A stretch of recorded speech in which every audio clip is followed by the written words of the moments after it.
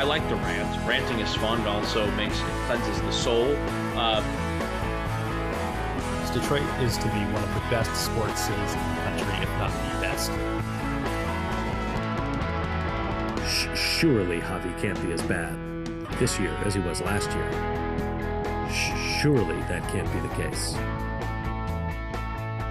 One of the worst offenses, if not the worst offense, like in the modern era of baseball. Just absolutely atrocious. He is a piece to the puzzle. He is not the entire puzzle. Right. He's a puzzle piece, but he is not the entire puzzle.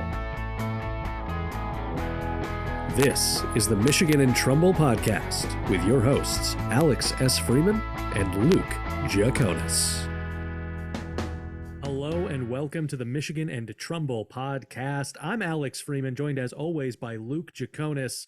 Luke, there's a little throwback to the pandemic vibe in our recording setups, just because you recorded outside a lot during the pandemic.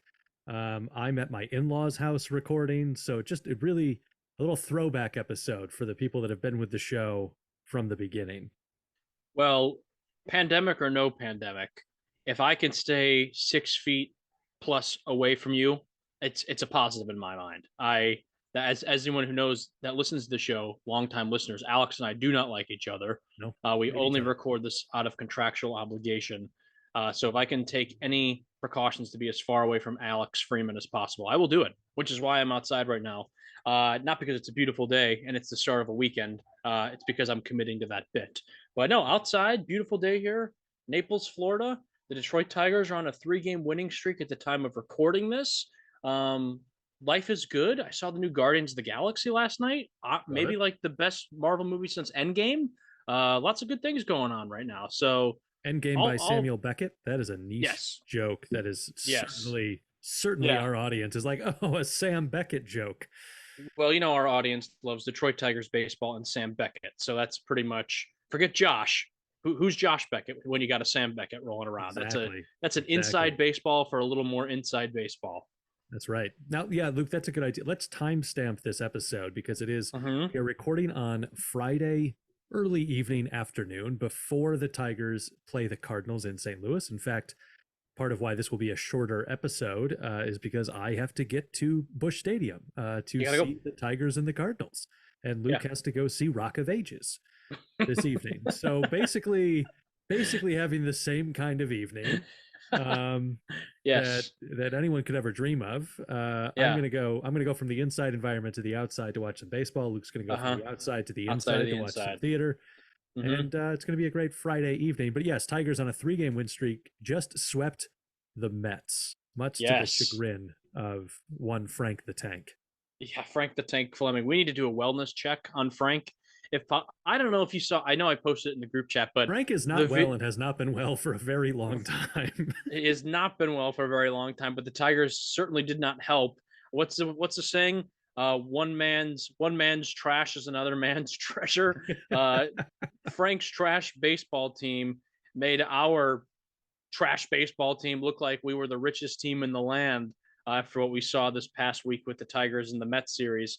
The video of him reacting to Javi's second home run when he just got up and he just screamed like I know Barstool is obviously, it's not like your normal 9-to-5 job, obviously corporate job. We all know that, but imagine he's walking out of a room in their office that is specifically set up to watch games. Just watch, so. yeah. The cave, whatever the gambling cave they call it. I don't know what the exact name is, but imagine you're just like, you're not like, because there's a lot of people at Barstool that aren't on camera personalities. Like they're just like people who are just editing videos or like working on sound or interns or whatever it is. You're just a bookkeeper at Barstool Sports. You're a bookkeeper at Barstool Sports, and you're just doing your clerical work. And then Frank the Tank just literally comes out on like at 1:15 on a Thursday and just screams, "Bias just went up! Oh, I told you! And you're just like, what is my life? How did I get here? That video was hilarious. I couldn't stop laughing. And then I just thought, like, imagine you're just like someone who's not on camera, and that's what they're used to though. But now that I've detailed that bit probably for 2 minutes longer than I should have, the Tigers did sweep the Mets, much to the chagrin, as you said, of Frank the Tank Fleming. look, I mean, we said it last episode. I'll say it again this episode. We're recording these episodes at, in terms of positivity, the perfect time. Because every time Mhm. we're recording these, the Tigers seem to be on a high. And then by the time this episode drops on Monday, they'll go on a 4-game losing streak, which will be the most annoying thing ever. And then that would be the time you'd want to see the video, because then you're going to get our most utteral, our most guttural, excuse me, and like frustrating reactions. So they're on a 3-game win streak. They beat a very good Mets team. Here's the thing. The Mets aren't playing that great right now. Admittedly, Mhm. Frank the Tank is correct on that. They're really not playing that well. But I don't care how well, how poor you're playing. If you can beat Max Scherzer and Justin Verlander on back-to-back days, I will tip my cap to you.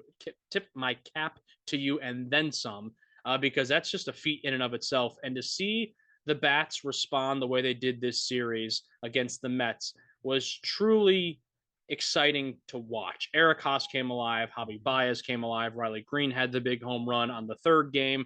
So definitely good stuff there. Now we're a little bit we're a little bit into May. By the time this episode drops, we'll be, you know, eight days into May. But you know, we talked a lot in the preseason about how hard this April schedule was, and I Mm-hmm. think part of that included going into that Mets series, looking at the standings. Also, I think including this Cardinals series, we preseason would have anticipated this Right. Cardinals team to be in a better spot than they are Mm-hmm. going into this weekend. But as we sit, 13-17, 4 games out of first place. All said and done, this is probably about as good as we could have hoped April would go. There's still, and we'll get into this a little bit later in the show. There's still some, like, if you look at the numbers of the team, there's still some troubling things Mm-hmm. within those numbers, but to a certain extent, they are getting it done on the field much better than I think even a week and a half into the season we thought they were going to be able to do. Yeah, I think I saw a tweet that the Tigers finished the month of April 10-17, and that was the best April finish in the AJ Hinch era. So not great, not good even, uh, but better than seasons past. I guess. I guess I just wish. I don't know. I when I look, the month of April was hard. This was a hard month of April. So Mm-hmm. like, as angry as I was, you know, I have to, I guess, in a way, give them a little grace, because they did put themselves in a position where they're in the month of May. They don't feel like they're they don't feel like the A's right now, or the St. Louis Mm-hmm. Cardinals, or the Chicago White Sox, where it just feels like it's such an uphill battle to even get to 500, let alone try to get back into the race. The Tigers are very much in the thick of it. Now, they're very lucky. They're very lucky that they played in the AL Central and not the AL East, because I think that's the thing that's honestly, any qualms we've had with the Tigers this season have all come at the hands of the AL East teams. They don't know how to beat teams in the AL East, whether it's because they're just on a different caliber in terms of talent, Mm-hmm. whether it's more of an old wives' tale, maybe it's just a string of bad luck and also kind of being in their own heads, who knows? But they can't beat teams in the AL East, but then they play well against everybody else. I think honestly, it's like a tale of two records. I want to say, I think they're like 2-11 against teams in the AL East, and then they were like 11-3 or something against teams that are non-AL East. I'm sure I'm off by a couple of games there, but it's like completely night and day. So there is something to be said for that. But I do think that, given where we were going into April, they did what they needed to do. They treaded Mm-hmm. water. They found a way to survive, and now, in theory, on paper, their month of May is way easier than their Yeah. month of April. They're going to get the Cardinals. They're going to get the White Sox. They're going to get the Royals. They're going to get the Nationals. They're going to get Cleveland, and even Cleveland's not playing that They good at went they baseball went right two of now. three against Cleveland in April. So I Exactly. mean, Yeah. yeah. I mean, you look at the way the schedule's stacked right now. You look Mm-hmm. at the next 6 games: 3 against St. Louis, 3 against Cleveland. There's It's not out of the realm of imagination that the Tigers get back to 500 in the next 6 games. You know, There's a good chance. Yeah. they're facing teams that they're facing the Cardinals, who are just on a 6 game losing streak, I think, at this Mm-hmm. moment. So Yep. they're getting the Cardinals when they're down. And outside of the 6 game losing streak, the Cardinals aren't having a spectacular season. The the Guardians, they've already took 2 of 3 against this season, so they know that they can beat the Guardians. So it's conceivable that they go 4-2, 5-1 in the next 6 games. Conceivable. Now, Yeah. with that being said, we have also seen this team rattle off some losing streaks of their own already this season. So, who knows what the situation's going to be when you listen to this on Monday, but it was conceivable as of Friday. Yeah, I think that's you're not wrong at all. There's a very real chance that by the time the Guardians series wraps up, that this team is at 500 or above 500 with the way they're hitting right now, the way they're pitching, the way they're playing defense, the bullpen. I mean, right now they look. I say it all the time. I know I sound like a broken record, but they look like a competent Major League Baseball team. They really do. You have to give credit where credit is due. I'm okay if the Guardian series wraps up and they're not 500. Obviously, you want to win the games that you think you should win. But I think if this team is really trying to make steps towards being a competitor, if this team isn't just a fluke who's just kind of having some good series against some good teams and then playing like crap against, the rest of the teams, this is a team, and this might be a little bit bold, but by the end of May, they should be 500. Yeah, I mean, it's by the end of May, I will give them, because they're going to play some tougher teams. I think they play Texas at one point in time. I think they play Seattle. They play Seattle, I want to say, in May. So they're going to play some tough teams this month. There's no doubt about that. But they're going to play a lot crappier teams than they are. The Nationals, the Royals, teams. the White Sox. Yeah. So I don't want to say it's time, because, this is where you can, at least though, if you're the Tigers, if you're going to try to be a somewhat competent team and a competitive team and actually make a run at winning a wild card, or hey, hell, how about you win the division? That way you don't even got to worry about the wild cards. It makes your workload a little easier. It's May, Luke, and we can still talk about the division being within reach. I know it's a bizarre feeling, but you got to win now. Have shown that they can at least win some games against some pretty impressive teams. The Mets, they took some games against Milwaukee. They've taken some games against Cleveland, who's always had their number in the past. It's doable. As long as you're not playing teams in the AL East, they seem to have a fighter's chance. So my hope and goal, and I guess we'll know about this later in the month, is I want to see by the end of May the Tigers at 500 or above 500. And I think given their record, or given their schedule where the teams are going to be playing, it's doable. So we'll see.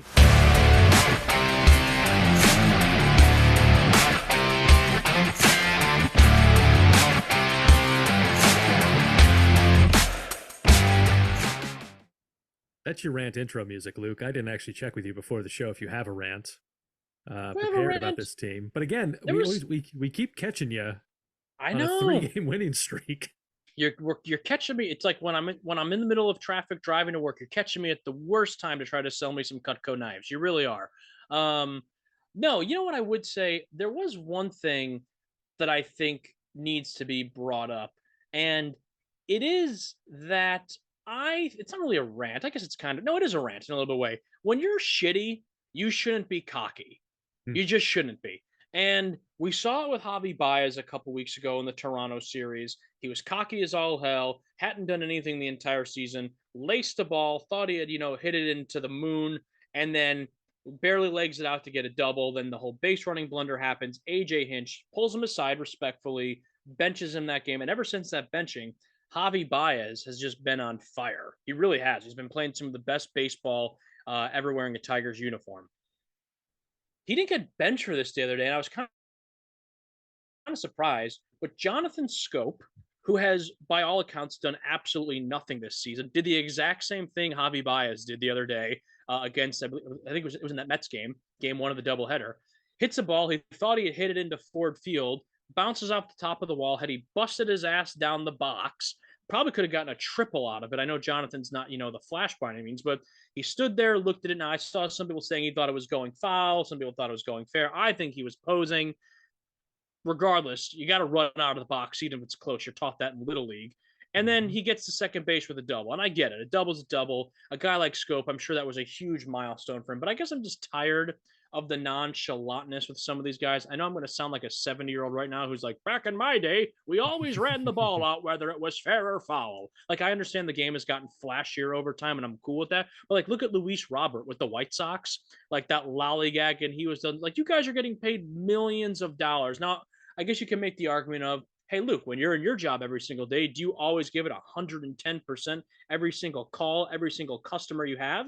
I like to think I do. Sometimes I fall short. Sometimes that happens. But I guess also at the end of the day, I'm not a major league athlete. I guess that would be my rebuttal to that. Like, yeah, this is your expectation to, like, if you hit a ground ball, to bust your ass from home plate to first base. If I get a call you're not at my job, you're not making a daily check of over $100,000. Correct. If I get a call at my job and I tell a customer to go F off, if I pull a succession, tell them to F off, I'm probably going to get some sort of repercussions for that. Whereas here, as a major leaguer, if you lollygag it, it's sometimes it's like, yeah, maybe we'll bench you, maybe we won't. So I guess I'm just annoyed with that. It's always been there. This isn't something new. This isn't something that we've just noticed this season. It happens every single year. But it's just annoying to me. And like, I know the game has changed. It's got flashier. I'm not trying to sound like some old curmudgeon man, but it is annoying, especially when you look at how much money some of these guys are making. And then a guy like Jonathan Scope, who has done jack shit, not only this season, but last season. Scope, we love you. We were happy when you got the extension in 2021, but let's call it how it is. 2022, you didn't do anything. 2023, there's a very real chance by the time this episode drops on Monday, he may not even be on the team. I think he is so on the bubble. It's like, dude, you're not doing yourself any favors. The least you can do is hustle. You're not Babe Ruth, so just keep it moving, my man. Get those legs churning, stretch it out a little bit more before the game, and get running, because you just look stupid. Yeah, I agree with you completely, Luke. Now I'm somebody that I love the flashiness of new baseball. I love bat flips. Me too. I love all of it. Me too. I love guys playing with kind having of fun. A little bit of an attitude, having a good time out there. Agreed. If Javi Baez delivered, I love the way in which he plays the game a lot of the time. On the Cubs, he was very exciting to watch because 95% of the time he was backing it up. He hasn't been backing it up. Jonathan Scope hasn't been backing it up. You're on a team that is below 500. Now is not the time to be showboating. Any guy on the Rays roster, they can sort of do whatever they want right now. Yeah. They all get a free pass to be cocky and seem like they've achieved something, because they have, and the Tigers have just not done that yet. So they got to be much more of a blue collar worker kind of baseball team. Yeah, that's what I would like to see the Tigers do. And one thing and this is a fine line to walk, because if the Tigers continue on this rate of play, and if they do become competitive where they're sticking around and they're in the conversation for the AL Central or the wild card, I don't want them to lose that mentality of that blue collar team, of just like going in every day, busting your ass, being grateful you're there. You haven't been good in years, just going there and just taking every opportunity and making the most of it. I don't want them to take it for granted. And we won't know if that happens, because we don't know how this team is going to continue throughout the year. Right now we're on a high, but next time we record, they could lose 10 in a row. We've seen this team do that multiple times before. So I just don't want them to lose their identity. Also, Detroit itself has that kind of stigma of being that blue collar Midwest team, like, that you put in your dues, so to speak. This isn't a flashy Yankees team or an Angels or a Dodgers or a Red Sox, So I don't want them to ever lose that mentality, and I also don't want players on the team to lose that, because I said it on our last show, but look what AJ did. He benched Javi, didn't make an ass out of Javi or anything like that. Just pulled him aside, said, "Yo, that's not going to fly." And ever since he did that, Javi has played really, really well. So he still's Javi. Sometimes he strikes out on that tailing slider, and you're like, how the hell are you still swinging at that, Javier? But that just is going to happen sometimes. But he's been making it up in the field a hell of a lot better defensively this season. I feel like his strikeouts he has cut down on. I have to look at some stats on that, but I could have sworn at a point in time he either led the team in least strikeouts, something along those lines, and also he's taking more pitches a little bit. So just Jonathan Scope, just don't be so cocky. Also, you might not have a job in a couple of weeks, so I don't really know what to tell you. Also, save your money.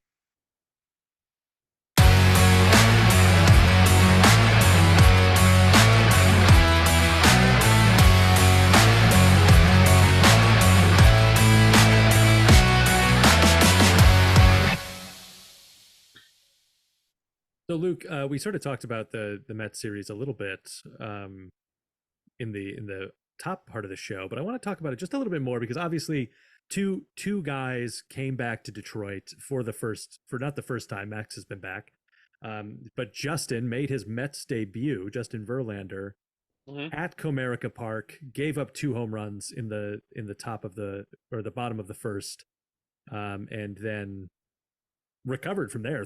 Actually pitched a great game after the first inning. But what were I'm just curious your thoughts on seeing those guys come back, and in the case of Max, getting roughed up. Well, it's always weird to see two guys that are so fondly remembered in Detroit back, but not wearing the Tigers uniform. Mm-hmm. God, I guess I didn't realize. But was this really Verlander's first time back? Yeah, not in the Tigers uniform. No, I'm pretty sure he'd been back as an Astro, but did he pitch did he pitch in Detroit as an Astro? I actually I don't check. I assume he must have, but I mean it was his Mets debut. Like he hadn't pitched his first time pitching for the Mets. I get that. I was trying to think if this was JV's first time back at Comerica, and it can't be. He was with the Mets for like 6 seasons. No way. But yeah, it's nice to see the guys back. It was kind of cool to see them talk about their time in Detroit.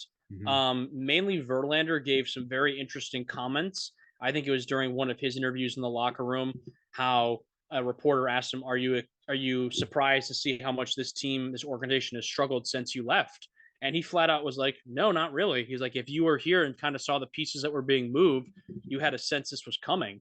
So it's just like, it's just mind boggling to me too. And like, the funny thing too is like we watched Justin Verlander pitch as a Met, and then really the only semblance of one of the trade pieces that we got back from was Jake Rogers. He's the only guy that's still around, and it's like Jake Rogers is still very young into his Tigers career too.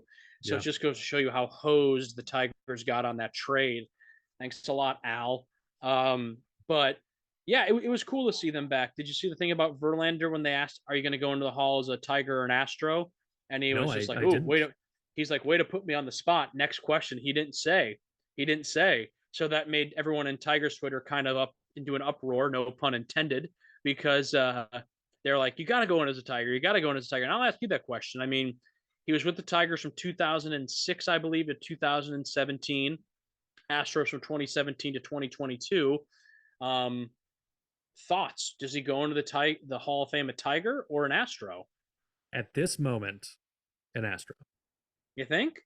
Yeah. I think he goes in as a Tiger. I think I hope he goes in as a Tiger, I should say. Cemented himself as a first ballot Hall of Famer with the Astros. Yeah. I think when he left and went to Houston, or when he was traded, I guess he didn't just like leave. He was certainly like you were going to describe Justin Verlander as a likely first ballot Hall of Famer. But I think you could still find people that would argue against you, because he was lacking a World Series championship, and to go to Houston, get a ring, and to be a Cy Young winner at 40 years old. I think that the ultimately achievements were greater in Houston than they were in Detroit. Now let me pitch this to you though. So he got traded to the Astros in 2017. So he was only with that team for maybe a month and a half to 2 months. And that was the year they won the World Series. 2018, I'm assuming he had a full season. 2019, I'm assuming he had a full season. You'll have to forgive me. I didn't follow his career as closely in Houston as I did in Detroit. 2020 was COVID. He was out a good chunk of 2021. That was the year he got hurt, if I'm not mistaken. And then 2022, he comes back and wins a World Series again with the Astros. So my question to you is this. If you look at that on paper, you have 2017, which is kind of, I know they won, but it's also a wash because of the cheating scandal. So then you only really have 18, 19, He didn't pitch much in 2021. I have to look exactly. Did he pitch in all in 21, or if he was hurt some of it? It I wasn't a think he full year was. of I think JV, he if was I'm not out the whole mistaken. year.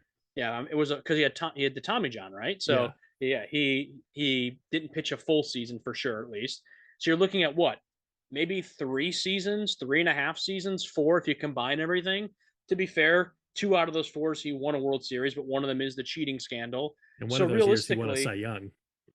he did win a Cy Young. I'll give you that, and he did win a clean World Series in 2022. But you look at what he did and the longevity of what he did with the Tigers. He won a couple of Cy Youngs. He had no hitters. He had the MVP award that he won. Obviously, he didn't win a World Series with Detroit, but I don't know. I think right now, I would hope he would go into the Hall of Fame at Tiger just because out of years and career. Um, but I guess we'd have to see. I'm still holding out hope that he comes back to Detroit and actually pitches and closes his career in Detroit. That'd be pretty cool. Be pretty cool. I Obviously, think not had a the lot of time Tigers, left on that calendar. yeah, as I say, I honestly had the Tigers been in a better position going into this season. Had they had been competitive last year, I think you could have Mhm. seen it happen. But then that goes back to Mr. Chris Ilitch, as you want to spend money. So, Yeah. yeah, no, it was great seeing the guys back. Even greater to see them get roughed up and the Tigers win. But it's always cool. Justin Verlander is one of my probably top three favorite players of all time, probably right behind Miggy and Pudge Rodriguez. Yeah. So Verlander's awesome. Scherzer's awesome, and just great guys, great guys. But it was great to see the Tigers. Now, this is a headline I saw. I do not want to bury the lead. Everybody came for the Justin Verlander reunion, but everyone stayed for the Eduardo Rodriguez spectacle.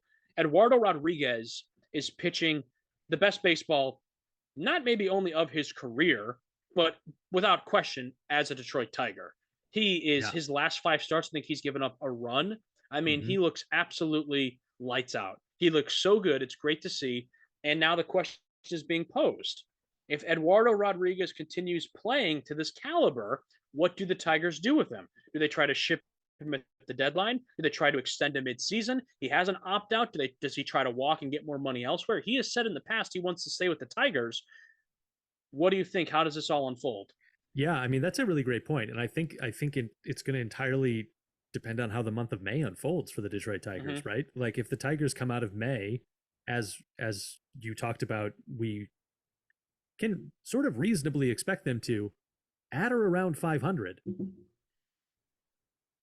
Suddenly you're still in the mix for the division. You're definitely in the mix for the wild card. You're a playoff bound team, and I think you got to find ways to add pieces that aren't move Erod. Mm-hmm. I don't know who you move necessarily, because, and we can get into this in a moment, but like no one else really having like a spectacular season. Mm-hmm. That it really is like functioning as a team, and so maybe you Mm-hmm. just stand pat and kind of ride it out. Maybe move some of the prospect guys around to see what can happen there, but you don't want to necessarily, the team's also not in the shape that you want to like leverage your future for a win now, because I don't quite know that it's a team that holds up when you got to go to the playoffs and you got to play the AL East to try Right. and get through a round, but Right. it is certainly a team that like 500 at the end of May could find themselves in the playoffs. And you certainly want Erod as part of that. Yeah, that's a great point that you brought up about there isn't an Aaron Judge or a Shohei Ohtani on this team. Like Eric Haas has come alive as of late. Javi Baez has come alive as of late. Matt Vierling is pretty consistent through the year. Um, Zach McKinstry, who Mhm. I'll raise my hand, I made fun of being like, why the hell is this guy here? Has actually turned out to be kind of a somewhat reliable second baseman for the Tigers. The pitching still needs work, I think, out of the rotation. Lorenzen is hit or miss. Turnbull has not really been good at all thus far. Matthew Boyd has been Matthew Boyd. Erod has been very, very good. Erod, I guess, would kind of be that one guy right now who is kind of carrying the team on his back, so to speak. The bullpen has been pretty solid when you look at Jason Foley Mhm. and Alex Lang, especially Alex Lang. He has really settled in nicely to that closer's role in the pen. So it's a fair question, though, that since they don't really have that one guy offensively, what do they do? I'm hoping personally to talk AAA here for a second. I'm really hoping the Tigers call up Justin Henry Malloy soon from Toledo. He is absolutely demolishing in the minor leagues right now. I would love to see him with the major league club ASAP. So just got to wait and see. But I guess to answer my own question, I don't really know what the Tigers do because Yeah. a lot depends on how these next few months go. I mean, if they're out of it, by the All-Star break, but Erod is still pitching like Erod, then I think you do trade him because then Yeah, then you got to move him, and you got to get what you get a can. nice haul for him. But what's going to be interesting, and the Tigers are going to have to kind of be careful of, if this is a team that is at 500 or around 500. I'm sorry, I understand that the logic for wanting to maybe trade Erod to bulk up for seasons to come, but after being so abysmal for seasons after season, like you don't want to then, just when you're kind of getting a taste of what it's like to be 500 again, you don't want to then all of a sudden start selling all your parts. And I don't know how fans would necessarily respond to that either. If the Tigers are, kind of in that second place, first place, whatever, at least competing for a playoff spot, and they start trading guys like Erod, I don't know how the fan base would respond. Again, if they're out of it, it's a fire sale. Everybody's gone. But if they're competing, if they're on the bubble, I think you got to try to ride it out, at least as of now. Let's see how things go, in a couple months. But right now, I think you got to try to stick with your hot hand, so to speak. And Erod, I think by all accounts, is the one guy on this team who is kind of, I guess, the captain in a weird way, at least, in terms of performance. He's the most consistent, so he's kind of your guy, which is crazy to say because I've always said Erod is not an ace. He's a 3 or a 4 in most rotations, but right now for the Tigers, I'm changing my tune. But he's throwing like an ace right now. He's the ace. He is. It is what it is. He's the ace.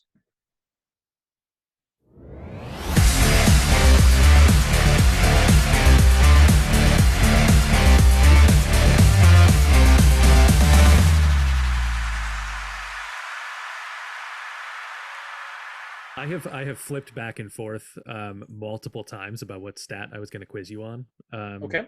In this episode, but based sort of in that last conversation just now, one of the stats you look at on if we should move a guy, what kind of value we're going to get from him is the wins above replacement statistic. So Luke, I'm going to ask you who the top 3 Tigers in offensive wins above replacement are.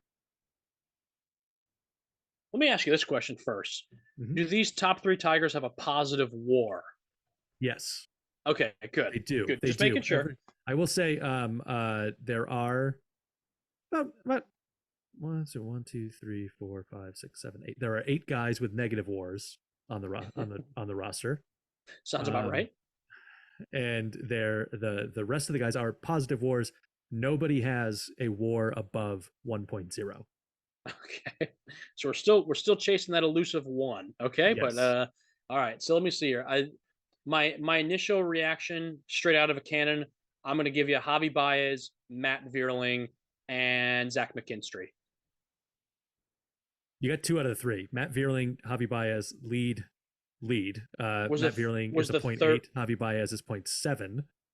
Third, Eric Haas. Jake Rogers. Oh, good for Jake.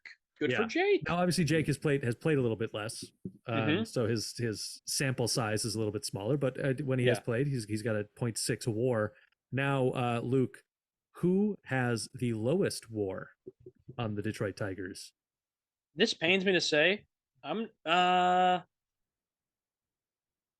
Scope feels like the easy answer, but I'm gonna go Miguel Cabrera. It is Miguel Cabrera with a negative 0.4.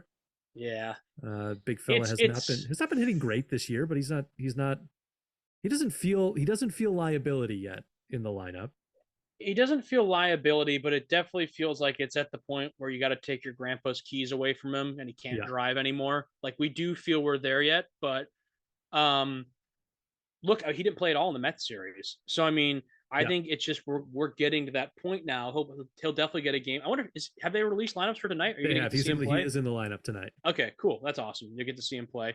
I think that it's just getting kind of to the point where it's like, I think he was playing 1 out of every 3 games. I think that might now turn into like 1 out of every 6, one out of every. I don't know. I feel like it's just gonna. it could get longer. I don't know. Maybe he starts heating it up. You know what I really want to see just once more, and it sounds like I'm like almost like spitting for a fable here. I want to see Miguel Cabrera hit one more home run. Yeah, I mean, I do. There's certainly like obviously I'm hopeful it'll come tonight or Hmm. when he inevitably plays at Yankee Stadium. One of the things that I think, or in his final game at Comerica when we're there, that would That'd be sick. I think I would burst into tears if that happened. Yeah, Um, yeah, yeah.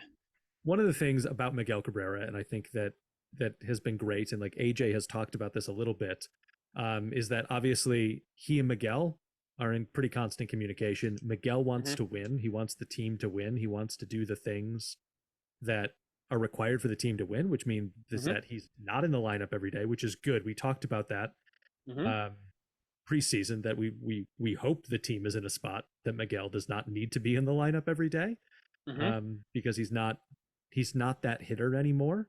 Correct. Um, he's hitting seventh tonight Hmm. against the Cardinals, and I think that's the correct spot for Miguel Cabrera to be hitting in this lineup.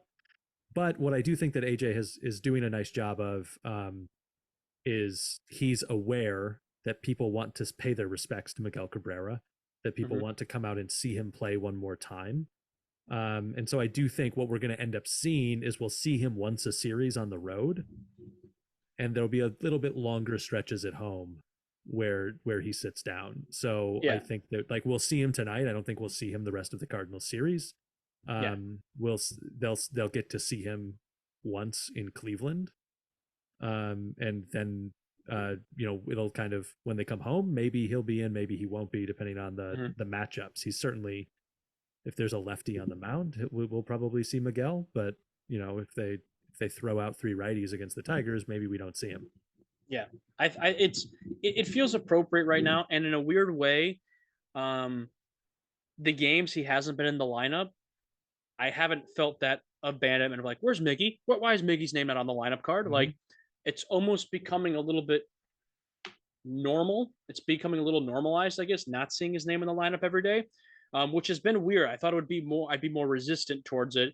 But when I watch him take his at bats, I just go, yeah, he doesn't have it anymore, and that's okay. We love Miggy. I don't Yeah. fault him at all. I'm not one of those people who jumps on the bash Miggy's contract train. I get it; it's not a great contract, but there's a lot of other issues with this team outside of that contract.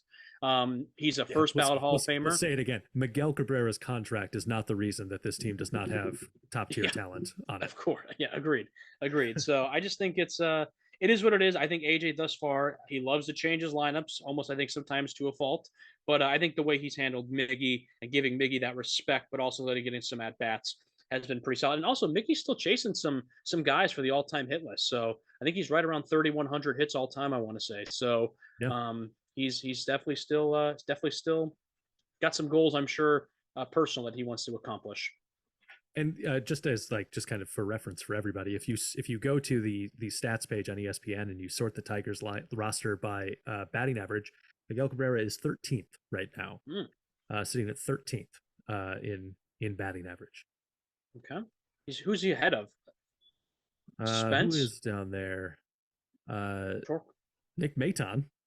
Oh yeah, Nick Maton is such an anomaly. Makes some great plays on defense. Has arguably had some of the biggest hits of the season, but then just looks 9 times out of 10 like he doesn't know how to hit a baseball.